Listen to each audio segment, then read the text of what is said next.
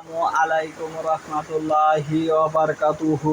আলহামদুলিল্লাহি ওয়াহদাহু ওয়াসসালাতু ওয়াসসালামু আলা মান লা নাবিয়্যা বা'দা। আউযু বিল্লাহি মিনাশ শাইতানির রাজিম। বিসমিল্লাহির রহমানির রহিম। ওয়া আন্না মিন্নাল মুসলিমুনা ওয়া মিন্নাল কাসিতুন ফামান আসলামা ফাউলাইকা তাহাররাউ রাশাদা। আজকের বক্তব্যের বিষয় হলো আরবি ভাষা জানলেও সওয়াব হবে না, সে সম্পর্কে।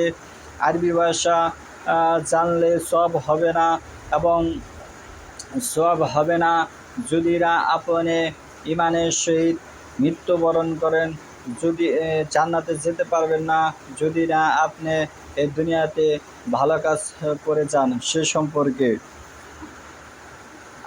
প্রথমে আসি আমরা এখানে যে আয়াতটুকু আমি তেলাওয়াত করেছি ৭২ নম্বর সূরা জিনের ১৪ নম্বর আয়াত। আল্লাহ বলতেছে, ওয়া আন্না মিন্নাল মুসলিমুনা ওয়া মিন্নাল কাসিতুন, আমাদের মধ্যে আল্লাহর কাছে আত্মসমর্পণকারীও আছে। এখানে কাদের কথা বলা হচ্ছে? যারা মুসলিম তাদের কথা বলা হচ্ছে। আবার আমাদের মধ্যে বিপদগামীও আছে। এখানে কাদের কথা বলা হচ্ছে? যারা মুসলিম তাদের কথা বলা হচ্ছে। মুসলমানই দুভাগে বিভক্ত। তারা নিজের মুসলিম পরিচয় দিবে, তারা আরবি ভাষা লোক হবে, তারা মানুষকে ক্ষতিগ্রস্ত করবে, মানুষের সম্পদ অর্থ সম্পদ লুটপাট করে খাবে। সেটা খাবে ভিন্নভাবে, ভিন্ন পদ্ধতিতে, যা সাধারণ মানুষ বুঝতে পারবে না। এখন মূল টপিকে আমি চলে যাই। যেহেতু আজকের বক্তব্য আরবি ভাষা জানলেও সওয়াব হবে না সে সম্পর্কে, আমার এই কথায় হয়তো অনেক স্কলারশিপ, অনেক ছাত্র, অনেক শিক্ষিত শাইখ, মুফতি, মুহাদ্দিস অনেক ব্যক্তি আছে, হয়তো আমার এই কথায় তাদেরকে অন্তরে কষ্ট লাগবে, তারা আমার সাথে শত্রুতা বিদ্বেষ করবে। কিন্তু না, তারা আমার এই কথা বোঝার আগে যদি আমার সাথে শত্রুতা বিদ্বেষ করে, তাহলে আমি মনে করব যে তারা কোরআন হাদিস বুঝে না, তারা কোরআন হাদিস মানে না, তারা আল্লাহ রাসূল সাল্লাল্লাহু আলাইহি ওয়াসাল্লামের কথা মানে না, আল্লাহ রাসূলকে মানে না। উদাহরণস্বরূপ আমি দুইটি কথা এখানে উপস্থাপন করতে চাই। আরবি ভাষা জানলে যদি সওয়াব হয়, তাহলে কি আবু জাহেল সওয়াব পাবে? আমি সারা পৃথিবীর মানুষের কাছে একটি প্রশ্ন ছুড়ে দিলাম। আবু জাহেলের ভাষাই ছিল মাতৃভাষায় সে কথা বলতো। মাতৃভাষায় কথা বললে যদি সওয়াব হয়, তাহলে আবু জাহেল সারা জীবনে যত সওয়াব অর্জন করেছে, এই সওয়াবে সে জান্নাত পাওয়ার অধিকার রাখে। কারণ আপনি আবু জাহেল যে মাতৃভাষায় কথা বলতো, আপনি আরবি ভাষা মাতৃভাষা বোঝেন না, তাহলে আবু জাহেলের কেন সওয়াব হলো না? কারণ আবু জাহেল আরবি ভাষা জানা সত্ত্বেও সে সত্য মিথ্যা সে যাচাই বাছাই করতো না, সে সত্যের কথা সে মানত না। আল্লাহ রাসূল সাল্লাল্লাহু আলাইহি ওয়াসাল্লাম সত্য প্রতীক ছিল, নবী ছিল, সে নবীকে সে মানত না।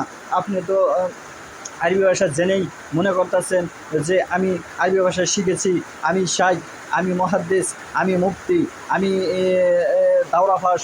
আপনাদের এই সার্টিফিকেট কে দিল? আল্লাহ রাসূলকে আপনাকে সার্টিফিকেট দিয়েছে? দেয়নি। নিজের সার্টিফিকেট নিজে লাগিয়ে যদি আপনি বলেন যে আমি আলেম, তাহলে এটা কি আল্লাহ কোশ্চিনকালে কবুল করবে? কখনও করবে না। কারণ এখান থেকে আমাদের বেরিয়ে হয়ে আসতে হবে। আল্লাহ বলেছে, ইন্নামা ইয়াখশা মিন ইবাদিহিল উলামা।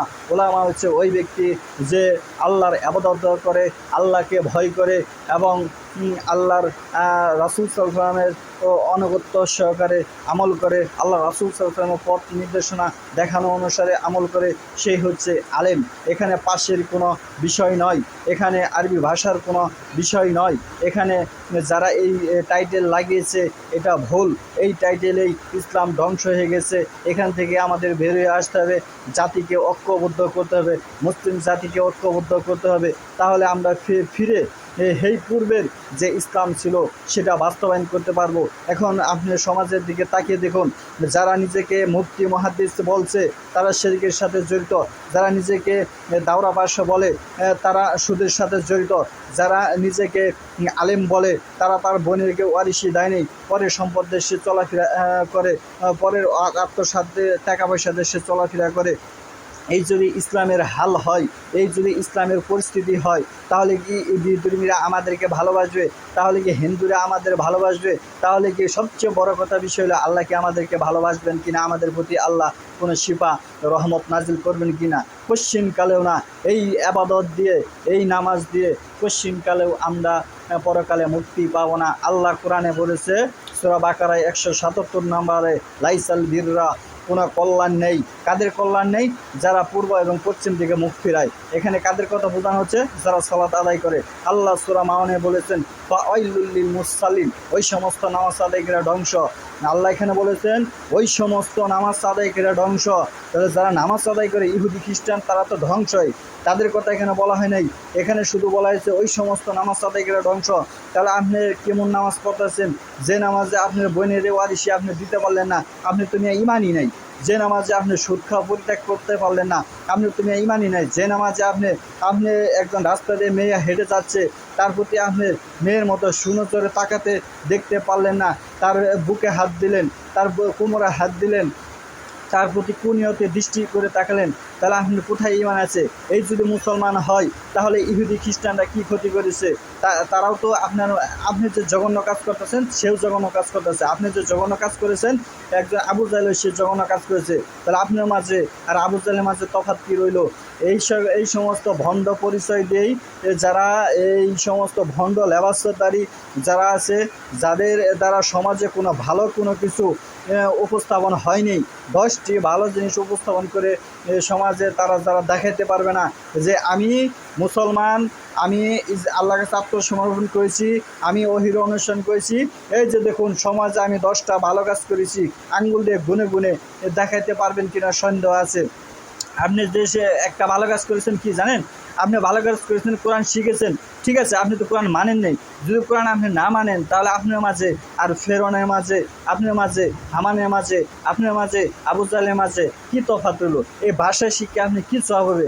ভাষায় সওয়াব হবে তখনই যখন আপনি এই কোরআন পড়লেন, বাস্তবায়ন করলেন, আমল করলেন, সৎ আমল করলেন, সব আমলেই সওয়াব হবে। বিষয়টা এরকম নয়। সূরা 47 নম্বর, সূরা 33 নম্বর আয়াত করে দেখুন, আতিউল্লাহ, আল্লাহর আনুগত্য করো, আতুর রাসূল, রাসূলের আনুগত্য করো, ওয়ালা তুবতিলু আমালাকুম, তোমাদের আমলগুলো বাতিল করো না। যদি তোমার আমল রাসূলের আনুগত্য না হয়, তাহলে তোমার আমল বাতিল, তোমার ওই আমল বাতিল। এই সম্পর্কের অসংখ্য হাদিস আছে। আমি আজকে আমার বক্তব্য আর দীর্ঘায়িত করব না, এখানে সমাপ্ত ঘোষণা করছি। ওহির অনুসরণ করতে হবে, যে ওহির অনুসরণ করে না সে হচ্ছে মুরশিক। সে আপনার মাও হতে পারে, সে আপনার বাবাও হতে পারে, সে আপনার ভাই হতে পারে, তার সাথে আপনি পশ্চিমকালেও মলমিত, তার সাথে আপনার মিলন হবে না।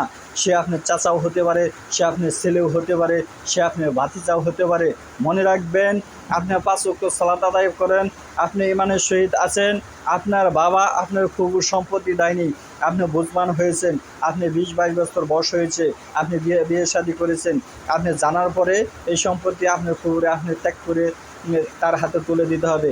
মনে রাখবেন, আপনি জানছেন যে 5তলা বাড়িটা আমার পিতার শ্রমের টাকা দেওয়া হয়নি, কোনো কারো আত্মসাতের টাকা দেওয়া হয়েছে, হয়তো আমার ফুবুকে ঠকিয়ে হয়েছে, নয়তো আমার বোনের টাকা দেওয়া হয়েছে, এই টাকা আপনি ফেরত দিতে হবে আপনি জানার পরে।